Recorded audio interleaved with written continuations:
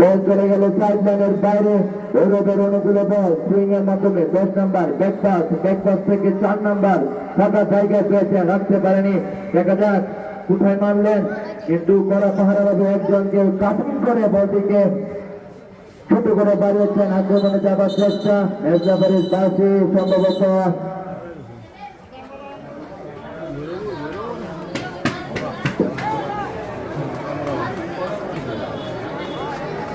ফাউলের সংকেত আমরা দেখতে পেলাম। হলুদ কার্ড দেখিয়ে সতর্ক করে দিয়েছে ভৈরব একাডেমির একজন ফরওয়ার্ড খেলোয়াড়কে।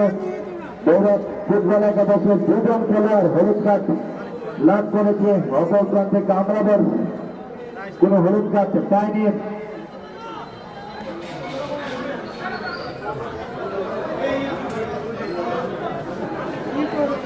Boy.